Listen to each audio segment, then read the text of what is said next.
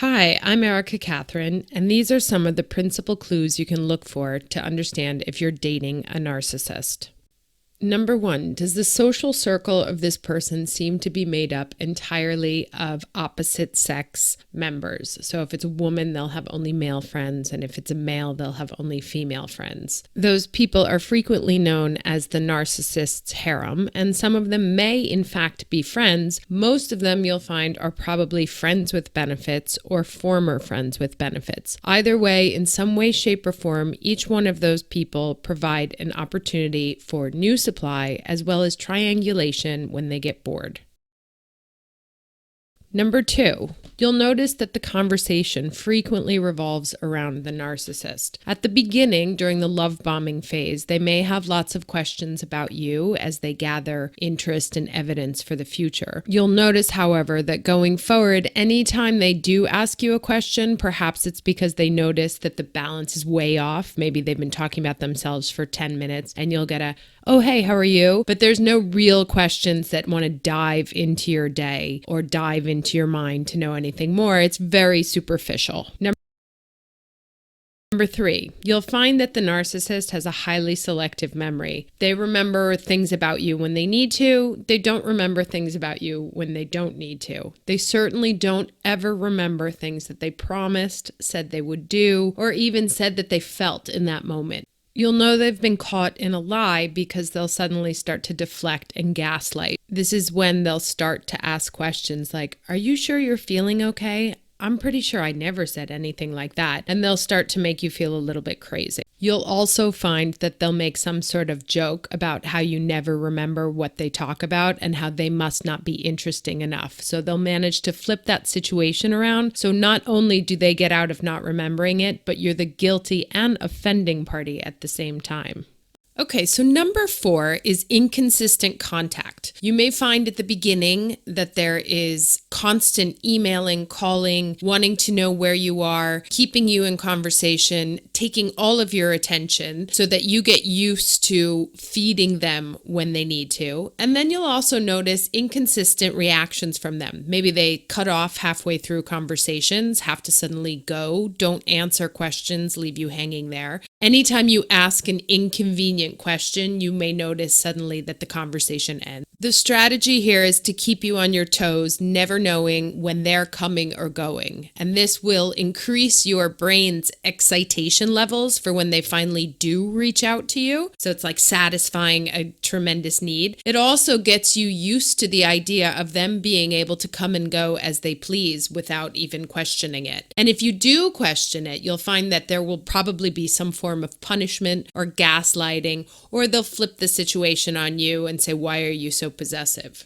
Clue number 5 is a range of exaggerated emotions that can go from the depths of the depths to absolute elation. It sort of mimics a state of bipolarism, but it can do so within the span of an hour, 5 minutes. You may have been on the phone with that person who was calling you because they were so depressed about something that had happened in their day, and they get a phone call and 5 seconds later they're elated and have even completely forgot about all the problems that they were talking to you. What you're looking for here is a superficiality of emotional shifts. Now, they can do things like disappear in a funk for days, and that's usually in response to some form of narcissistic injury. Perhaps you said the wrong thing and you don't even know what you said, and now they're punishing you by disappearing for 5 days in a total depression. But you want to look for, within the range of normal human day-to-day dealings, the ability to go from one extreme to another in a nano speed. So they could be normal and suddenly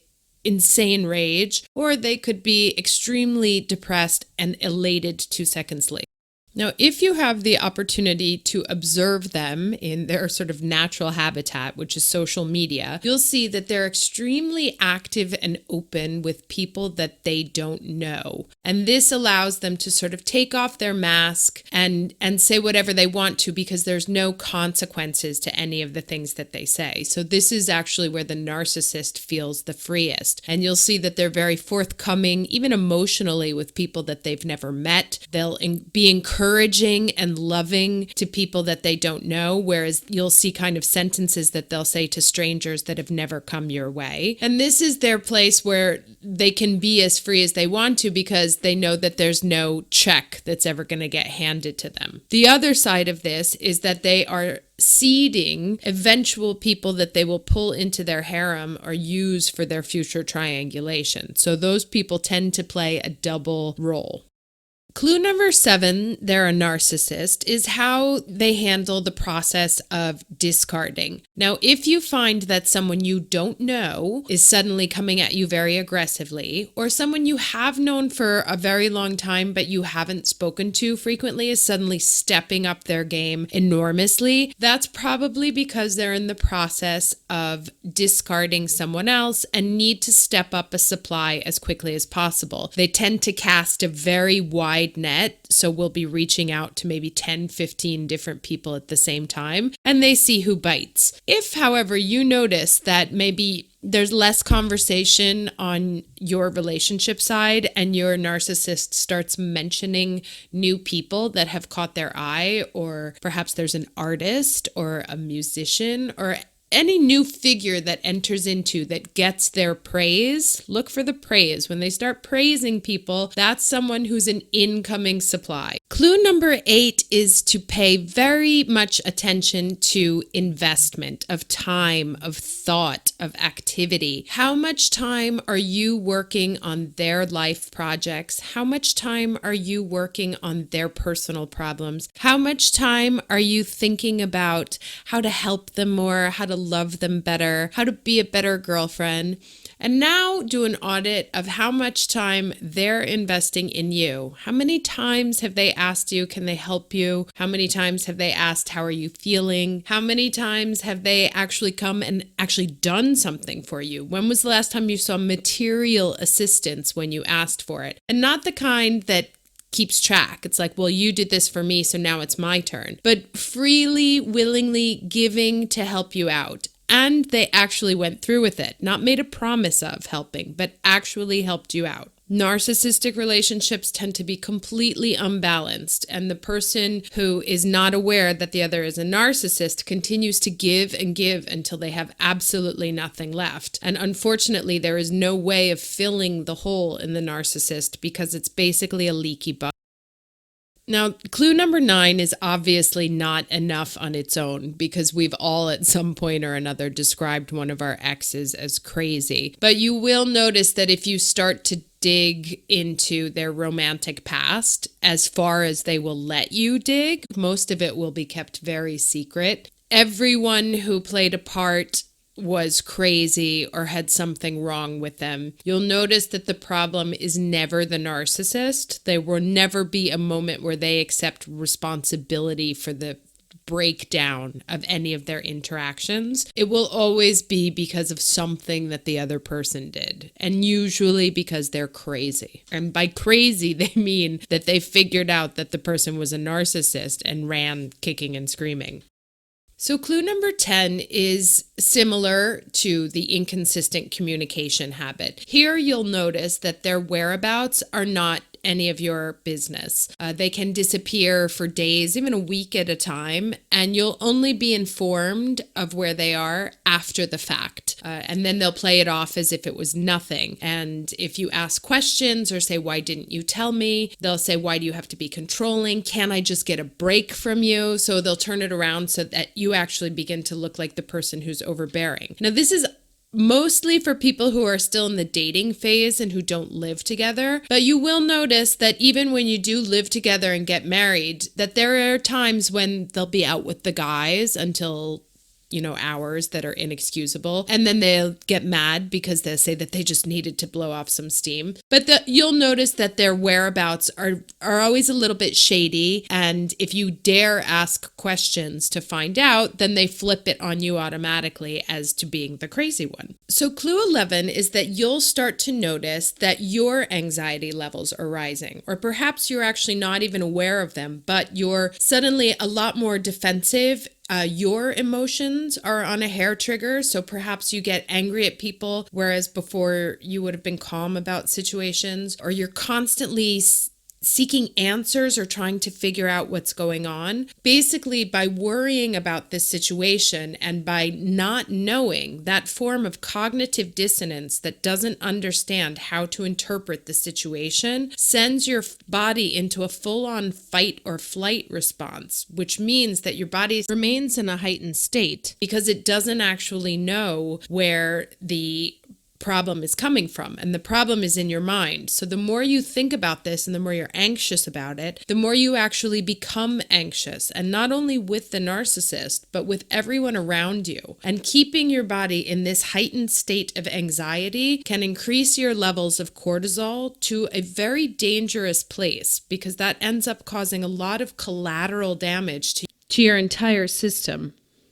So clue 12 is sort of the exaggeration of adoration and idolization. And the truth is that we all are, we can fall for it. If somebody comes along and tells you that you're a genius and you're the most amazing person and you're so understanding and you're so caring and they adore you and you're saving them, this has a very profound effect on our brains, but also on ourselves. We feel seen, we feel valued, we feel appreciated, because it's rare to hear this kind of exaggerated appreciation from anyone in our lives, including our parents. So we are very susceptible to this, and they know how to lay it on thick, particularly at the beginning, because what happens is you get addicted to that idea of yourself that they're selling back to you. And then when it disappears, what you start to do is start to work to get it back. It's like, okay, well, maybe if I just did a little bit more of this, they'll tell me and I'm an angel again. Or maybe if I do a little bit more of this, they'll tell me that they adore me. So you start to work very hard to get that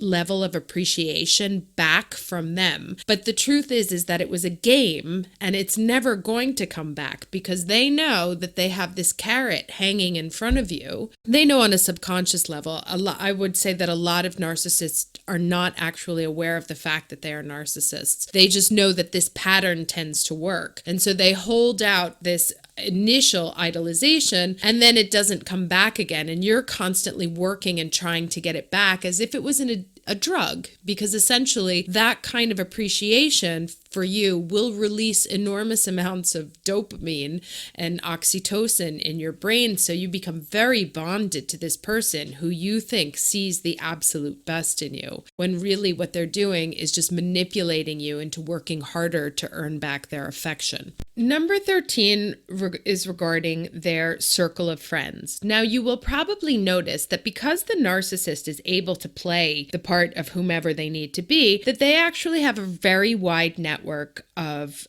acquaintances. And I say acquaintances because if you look for close friends, but close friends in the sense not that they've known them since childhood, because they have those too, and those people serve a very specific function. And actually one of the functions is to prove to others, and a little bit to themselves as well, that they have close relationships. They will call those out as examples and as evidence. When you say, but don't you have any friends? And they'll say, oh, I've known so-and-so since I was 3 years old. But if you look to people that they have day-to-day investing friendships, they see each other frequently, they speak to each other frequently, they know each other on intimate levels, or at least they have someone that they can share with, you'll notice that there's an absence of those. They'll also notice that they will more than likely be far away from the family of origin, because they are the ones who created the original wound, either as a sibling of which they are jealous, or the mother who inflicted the original wound by not giving enough attention. But they tend to stay away from the family, even though they profess how close they are. Pay attention always to the actions and not the words. Clue 14 is mostly about covert narcissists, who usually come to you on the defensive, so they come in weak, they need your help, they seem soft and caring. And so at some point in the relationship, you'll notice an unusual amount of rage. They can speak of people who get in their way with enormous contempt and disdain, referring to them in derogatory terms, talking about how they're stupid, unintelligent, how they need to be removed. It will be a very unexpected contrast to the seemingly kind and warm-hearted person that you were used to. And since you know that everyone has a moment when they get mad, you forgive it. But listen to the anger that comes through in their voice as they talk about it. It's not a normal sense of anger. This is the narcissistic rage. It's really deep and profound, and it's almost like a hissing, like a snake when it gets angry. So pay attention to when they start talking about people around them or in their day-to-day context with that kind of hatred. That's a very big clue.